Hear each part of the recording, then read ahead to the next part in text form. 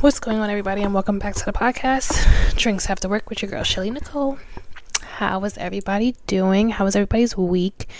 I feel like I haven't talked to you guys in so long, or I haven't made like an episode in so long. But, yeah, well, I was away. I mean, I did mention that I was going away on a trip. So I enjoyed it. It was great. I had a great time. I highly recommend Aruba to anybody who has not gone. I recommend it. It was a girls trip for me. Shout out to my girls who went with me. I was honestly going to go for a solo trip, but I'm so scared to do a solo trip, honestly. But I was going to do it. Like, this is going to be my first time to just jump in and just say, hey, fuck it, let me just do it. Which is what I originally planned, but then again, like I said, my girls decided to come, so whatever. It was cool. It was a good time. We had a great time. I do see it as being a vacation spot also. Some people mention that or ask that. Is it more of a vacation? It can be both. It could be a girls trip or a vacation. A brocation, not really, but definitely for you and your boo, or for you and your girls. But nonetheless, it was great. The food was great. The people were very nice. The hotel we stayed at was the Riu Palace. I've been staying at the Riu for like quite some time. I never really had a problem with the Riu except for when I went to Punta Cana the second time. If you want to know what happened, just let me know. Well, hit me up and I'll let you know what actually happened. But other than that, I've had great stays at the Riu. I stayed at the Riu in Jamaica, stayed in DR, stayed in Mexico twice, I think, and then this was my fifth time with the Riu. That was 5, right? 5. That was my fifth time staying at the Riu for a vacation. So it was actually really cool. I never have a problem with them for the most part. And the food is always good. I think, well, maybe DR was probably the only one that was like, the food was a little but the food was good in Aruba. The people were nice, like I said. The water, amazing. I wanted to take it home with me because it was just like, this is water that you can drink. I mean, clearly it's salt water. You don't want to drink that, but it's like, it was that clear and it was that nice. So loved it. The excursions, we did jet skis, we did a cliff jump. It was so much fun. So again, I would recommend Aruba if it's on anybody's list, or if it's not on your list, put it on your list, because it's definitely a spot that you want to go to and enjoy. Yeah, so my week was great. You know, life be life, and sometimes you get back home after vacation and then life just socks you right in the face like, hey, welcome back. So that's kind of what it did for me. Everybody kept asking me like, are you okay? Are you fine? You don't sound like it. Listen, when life be life, and sometimes it's draining, and sometimes you just want to stay in the bed and not do anything. But you do have to keep pushing, because you can only allow yourself maybe like a day and a half to just like be, I don't want to say be down, but like be in your feelings about it. And then you got to keep going, because life does not stop. We are clearly like, and obviously you can see that it's September 16th already. Like, there's no way we're already, what is this, halfway through September, and October, we're about to start. I'm starting to shop for fall things. I'm starting to get like all of my fall decor going. I threw out a rug already that I meant to throw out a long time ago, but I'm like changing the decor in my house, making it more festive, making it more me. You know what I mean? Like, just so many things are changing in my wardrobe. I threw out so much stuff from my fall winter wardrobe. I have to go shopping all over again, because just so many things I threw out. But thank God for Klarna and Afterpay, because that's what majority of this is going on. But nonetheless, I mean, you know, like I said, life be life, but we have to be thankful and thank God that we're here, because there are people who did not wake up today. There are people who are going through worse things than what you're going through right now, and that's what keeps motivating me. And obviously, like I have always told you guys, reading the Bible has constantly been a help for me for like the last year. I'm like a baby in Christ. I heard somebody asking me about that. They were like, are you a Christian, or like you a starting Christian? I'm like, I'm a baby in Christ, guys. I'm just starting. Like, it's always been there. My parents have put me and my brother in church, and after a while, they were just like, okay, it's your choice if you want to go or not. So, as you get older, I think you just start to realize that God has been with you this entire time, throughout your life, throughout all your hard times. And some people call it luck, some people call it the universe, some people say this, it's the cards, it's the stars, whatever it is. Personally, I've learned to let go of all of that cards, stars, and universal things, and just focus seemingly on what God has said to me personally, and in reading and growing in my faith. But nonetheless, as we're talking about growth and changing, this episode is maturing as a woman. Now, I don't feel like there's a certain specific age or time when you start to mature. If you guys haven't if you haven't known, first off, I am an author. Yes, I'm an author. I've been an author, honestly, for a long time. I've been an author since I was in 7th grade. I think it's 7th grade? 5th grade. I've been writing. A little interesting fact about me. I've been writing since I was, I think, in the 5th grade, 6th grade, 5th or 6th, maybe 4th. I don't know. I've been writing for a very long time. I've been writing a lot of poems since I was young. And I was actually in, I think, 5 or 6 books as a child. I don't think you guys knew that. I don't think I ever spoke about it either. But yeah, I've been in a lot of books as far as writing poems. I still have them to this day too. And I actually have been writing poems for like the last 10 years and wanting to put out a poetry book, like a small poetry book, and having all of them together from when I was younger to like now. And I actually have a book out now, which has been out for like, I think a year now. A year? 2 years. I think it's been out for a year now, maybe 2 years. I don't know. But the ish they didn't tell you about your 20s. It's on Amazon. I'm going to put the link in the the link is going to be in my description on Instagram, so you guys can get it from Amazon. I think it's $20, or I put it on sale for $15, so it's $15 on Amazon, and it's a small book, just some things that I have gone through in my 20s and learning as I went through that decade of my life, and things that no longer serve me now. Like now looking back at, me being 33, looking back then, it was just like, ooh, so many lessons that I had to learn. A lot of rough lessons. I'm hard-headed. I am. And I'm not going to sit here and brag about it. That's nothing to brag about, is to be hard-headed. I'm not saying that at all. But in a sense, there are things back then I was so hard-headed about that I didn't want to learn, and I just put off and was like, okay, yeah, I'll figure it out later on.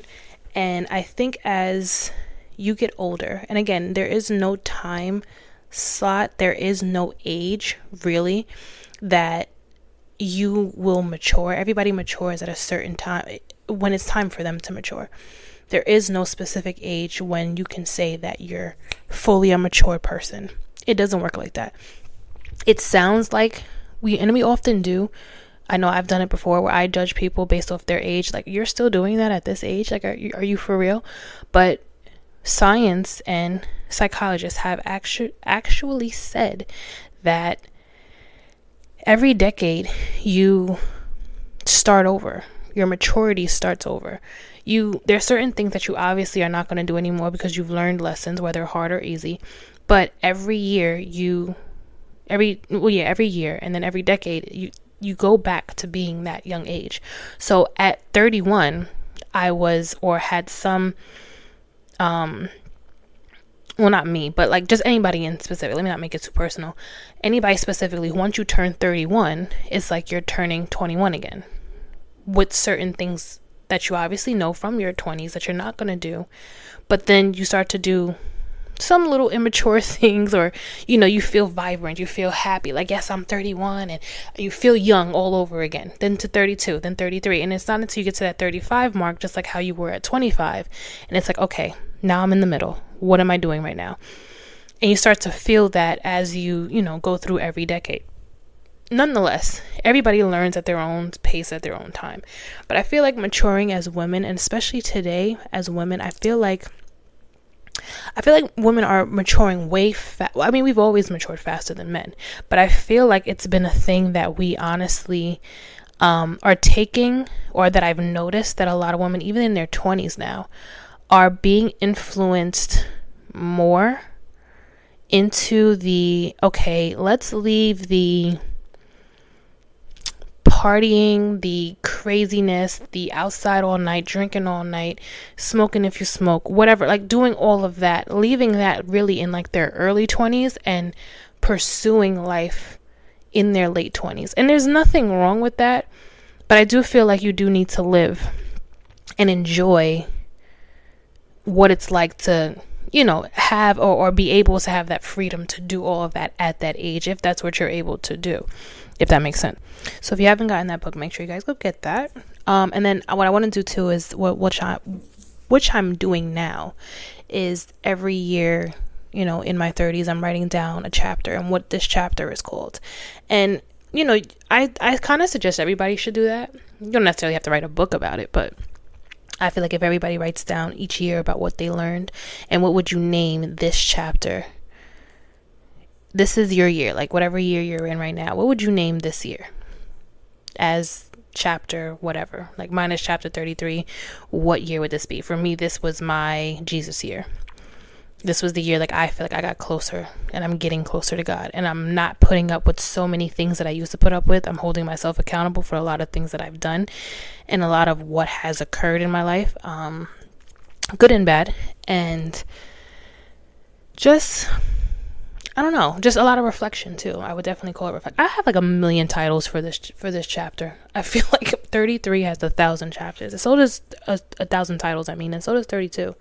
I feel like it has 1,000 titles, but nonetheless, I want to do this for the 30s too. So that will be interesting, and to see where and how, as a woman, you mature, and how, even for myself, how I've matured, and what those who are in their 20s can look forward to. Not saying it's going to happen precisely how mine happened, but things that I've realized that have happened to me as I've turned 30, and even with my friends. Even one of my friends who's actually 29 right now, and she's like, Michelle, life is really lifing right now. Like, what is going on? And I told her, and I said this to her when she was 27. I was like, watch, as you get closer to 30, things are going to start to change. And it's like life really is going to turn the table upside down, and you're going to see a lot of things differently than what it is you thought it was. And every time that we have a conversation, she's like, you weren't lying. I was like, I know. No one told me this at 30. Like, no one said this was going to happen at 30. And it was a shock. And it's, it's shocking her. It's shocking other people who have mentioned this to me, or I've even heard mention it in other podcasts that I've listened to. It's the same thing, where 30 is like the new wham in your face. And it's just like, and I don't know if it's for men too. Maybe it is for you guys as well. But I know for women, especially if you're a woman who has no kids, who's never been married, that also starts to play in your head a lot too. Your time clock starts to like really, you start to get anxious and you start to get nervous. Like, well, you don't want to just have kids with anybody, and you don't want to just go back to somebody who an ex or somebody who you were talking to back then. So what do? Do you go on dating apps? Do you do speed dating? Do you spin the block on someone else that you know? Like, what is it that you actually do? So I feel like in our 30s, especially for women, we have like a lot to stress over. And maybe for guys, it can probably be the same thing, where if they're single, not parents, they possibly feel like they need to get their life in order as well, because it's like, what are they doing? What are they contributing to? Are they contributing to anything at all? So it could be a lot, but I do feel like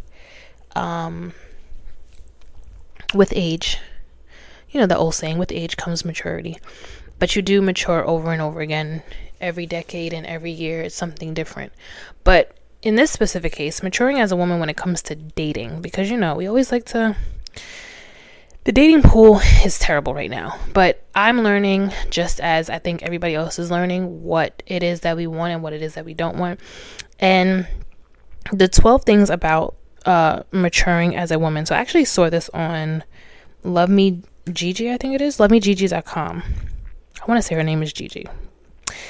And she basically was talking about how the 12 signs of a mature woman and how to know you're dating one.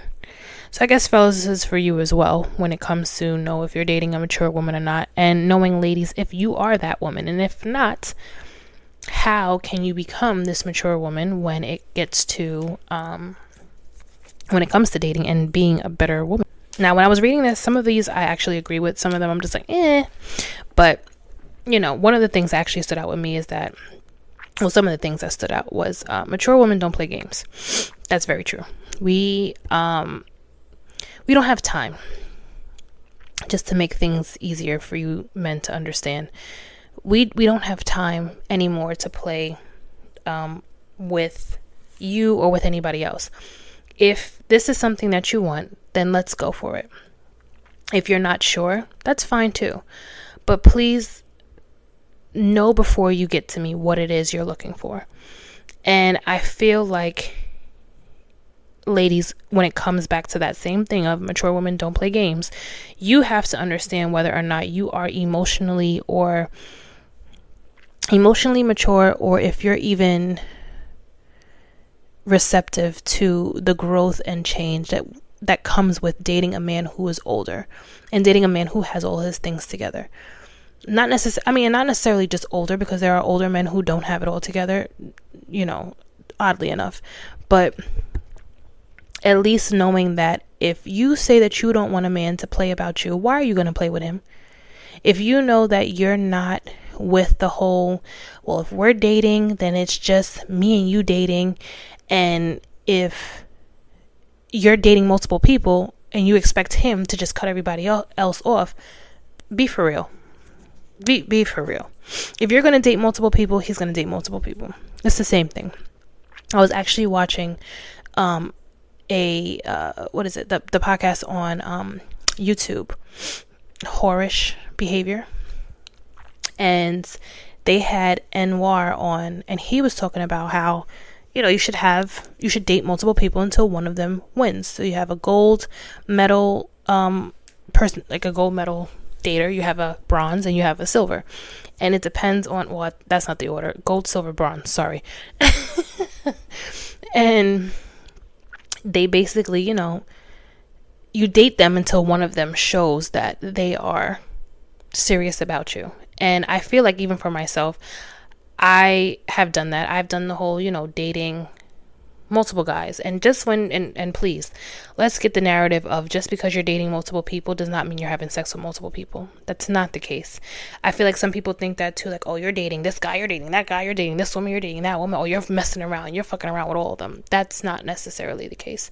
It can literally be that, like, it's a closed shop downstairs, but I'm getting to know who these people are. And then when I feel like this person is serious, or this person asks me to be their girlfriend, or for a guy, if you feel like this is the girl who you want to be with, then okay, shop is open. But otherwise, I don't necessarily see why people correlate the two with dating as also needing to have sex. I don't get it, but whatever. Nonetheless, he was saying that you should have 3 people, have a good starting lineup, a good 3 that you should be dating, and seeing where it goes. And like I said, seeing whoever steps up to the plate. And I feel like, especially for girls who are like very serious when it comes to dating, I feel like it's hard for us, because I've even been like that, where it's hard for us to just date multiple people. We always just want to find one person. It's like, okay, that's the person. But we always mess ourselves up by doing that. So I think when we realize that we're not in, we're standing on business, we know what we want. And if dating multiple guys to see where they align with us, if any of them align with us, I think that's more beneficial than not. Although, because we've always told ourselves dating multiple guys is like, other people had said, like, back in the day, if you're dating multiple guys, you're a whore. But again, why does that have to be a whore thing if I'm not having sex with any of them? I'm just dating them. They're courting me, and I'm seeing who I feel is worth it. There's nothing wrong with that. And I feel like guys would do the same thing. Now, it's obviously different with guys because you're going to have to spend more money than we are, but it comes with the game. It comes with the role. It comes with the role of being the man, the provider. So I know that y'all going to get spicy with me on that, but it's true. It's true. So you are going to have to spend a little coin here and there, but get creative. and see what happens. See how it goes. Another thing that stood out to me was when they said that grown women do not ignore their own needs. And that I feel like is 110% true. I know that like dating early, or even not even dating early, but when you get into romantic relationships, sometimes we tend as women to forget about ourselves, and we lock ourselves into what does our man want, my man, my man, my man, my man, my man, and we forget about us. And it's easier said than done because of course you're in the infatuation state and you love everything about him and you like what he does for you and you like what he brings to the table, and you're just, it's a breath of fresh air and it's somebody new. So obviously you're going to be more invested into them. And I'm speaking like as I'm picking the ones that I'm picking, it's obviously not just ones that I like, but these are things that I have, even myself, had to like chin check myself. Like, okay, girl, what are you doing when it comes to dating, and how can you be better when it comes to picking and choosing who it is that you're supposed to or who you want to be with? So ignoring the needs of yourself, I've even found myself doing that sometimes, like forgetting what it is that I like, forgetting what it is that brings me happiness, and not always putting my happiness into my relationship and just thinking my relationship is my happiness. You have to learn to balance the two. And again, I know it's easier said than done because you're in that infatuation state. And I'm not saying that it's not okay to do. It's good to be obsessed with each other. It's good to like really want, and a healthy obsession, not a crazy, cringy worthy obsession, but a healthy obsession to the point where it's like, okay, I know that this person really cares about me and I really care about them, and we want the same things. And, we spend ample amount of time with each other, but we also give each other space to do our own thing. So whatever it is that you like to do, whether it be you like to cook, go to the gym, hang out with your friends, go by the water and sit there, listen to music and just meditation itself, yoga, whatever it is, reading, whatever you were doing in your singleness, whatever you were doing in your alone time, I feel like as grown women, we don't ignore it anymore. We know, like, now that we know, and I think that's another thing too, we grow to know exactly what it is we like to do for ourselves and what we're interested in. And I feel like maybe at a young age we don't really know yet, so that's why we are very much so my man, my man, my man. But even now, getting into a more mature and more grown relationship, you want to make sure you don't ignore your own need and what it is that makes you and what you've been doing in your singleness. And that's why it's also good, just a little side note, why it's also good to enjoy your singleness. I never hated being single. I never hated being single. I may have not liked it, but I never hated being single. The one thing that I have learned in the singleness after almost 3 years, two years now. I think it's Jesus. I'm losing time. Like time is just flying by, and I'm just like, is it 2 years? Is it 3 years? I don't know. I want to say 2 years. It will be 3 years of being single. It's just like you learn about yourself, but you also heal from your past. You heal from whatever happened. You heal from your own mistakes. You heal from the mistakes of others. And you learn things about yourself now in this new age, because it is a new age, obviously a new decade. And you have a obsession with yourself, which is good. You know what it is you like, and you're more invested in yourself. Of course you want love. Of course you want that romance, but it's best that you spend that time by yourself to get to know yourself. It's cool if you want to go on little dates, little sprinkle, little razzle dazzle, get outside a little bit, but to really hone in on who you are, to hone in on what makes you you, and not and to know that the next time you get in a relationship, you don't ignore this. You remember this is what makes you happy, and this is what has brought you happiness in the time of your alone time. Now this one, I think these are like my top 3, I think. grown women don't tolerate disrespect. Maturing as a woman, you don't tolerate disrespect at all. I don't want to sit here and say that you, or at any given point, you're supposed to tolerate disrespect from anybody. But I feel like as we mature as women, the patience level for disrespect becomes smaller and smaller and smaller. That line just becomes way thinner and way thinner and way thinner. We don't have, no, listen. If you want me to respect you, you have to respect me. I mean, that goes on all boards, all senses, with anybody, whoever you come in contact with. We are grown. There's no reason for you to be screaming. There's no reason for you to be talking down to. There's no reason for any name calling. There's no reason for yelling. There's no reason for any of that. Now, granted, depending on the situation, it may come out. A little high note may come out. But for the most part, not tolerating someone to talk down to you, or not tolerating anybody to come at you. There's a difference between talking to somebody and talking at someone. And when someone talks at you, the first thing you got to do is like, okay, hold on. That's what we're not going to do. And you have more of a backbone as a mature woman to say, you know what, I'm not handling it. I'm not dealing with that.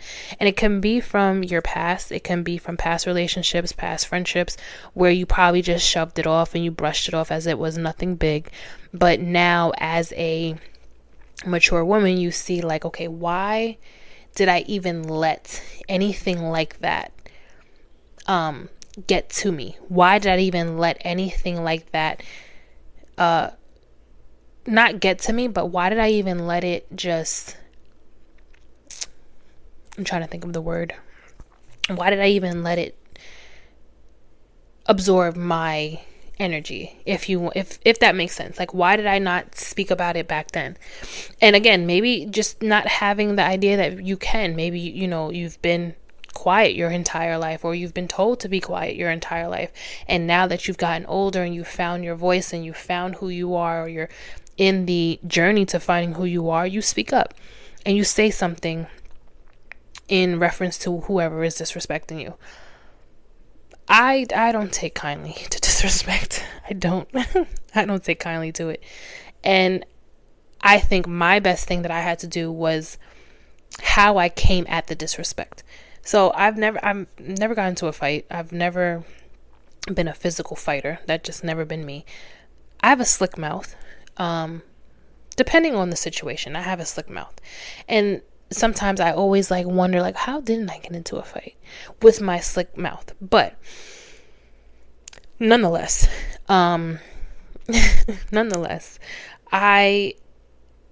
won't say that I didn't have a voice. I think I was just a little timid, and I didn't feel like I needed to always address everything. And sometimes you don't. Sometimes you don't have to always address everything. Sometimes things just, you let people talk, you let people make a fool of themselves, and you just call it what it is. But now I feel like even at this point, at this age, when I feel disrespected, or if I feel like someone is coming at me, I'm going to talk to you like this. And I realize talking like this does way more damage than doing all the, yeah, you mother, it does way more. Talking to someone like this, giving them eye contact, probably a little squint here and there in one of your eyes, and really looking at them have you lost your mind? Do you know who you're talking to? Watch your mouth. It's just small things like that have caused people to really bring it down a million notches compared to the yelling and the screaming and the rah-rahness of what I guess we've done. I want to say we, as in other women, have done this as young girls and teenage years, when we would raise our voice back and we would feel like if you fight fire with fire, you're gonna get your point across. And a lot of the times, just speaking in a calm tone really puts that, ooh, don't mess with her, that fear, or not necessarily fear, but that, okay, she's not playing, into that person who is trying to address you in the disrespectful manner. Now, there was a million other things that were written on this site, Love Me Gigi, and if you guys want to go, you can read it too. It's Love Me Gigi, but it's not G-E-G, it's J-E-J-E. And I'm actually going to talk about the rest of it on, because there's 12 different things that she mentioned. And I feel like they are actually really, really good. And I feel like it's something that as women, we can all have a conversation about, that we either are doing now or that we have tend to do back in the day. And I feel like, we can all come to the agreement that there's still maturing to do. There are still a lot of things that we have to get over. There are a lot of things that we are learning about ourselves, things that we are healing from. And it's a never-ending cycle. So be kind to yourself. I'm constantly having to tell myself that too. Like, stop beating yourself up. Stop going back to the past, letting it let it go, leave it alone, and just learn from it and write things down. Like I said, I've been writing forever. So I feel like my writing is my therapy to like let things go, for real. But I love you guys for listening. Again, tune into the live on, why did I say again? I didn't even say it the first time. Tune into the live. I'm going to do the live on Wednesday. I'll do the live pertaining to this episode, Maturing as Women. And gentlemen, please, before you get on this live, if you're going to try to do this attacking thing, don't do no attacking. I don't have women trying to attack you when the conversation's about you, so don't come on this live trying to attack us, okay? It's just a informative and collective. And ladies, I hope you join in. I hope you guys join in. I hope you guys are able to talk and have the conversation. How has maturing at your age been? What have you learned? What are you still learning? And we can all help each other. I mean, that's the whole purpose. It is called Drinks After Work, but we're all working. We all got a 9 to 5. We all making the money, making the coin. But maybe sometimes when we get home, we want to sit back and we just need to, sometimes get on the phone and vent to our friends and vent to whoever we speak to. So I love you guys for listening. I hope you guys have an amazing week. Leave whatever happened today into today. Don't bring it into tomorrow. Don't bring it into the rest of the week. You are loved. You are cared for. Be kind to yourself. Thanks for listening, guys. Later.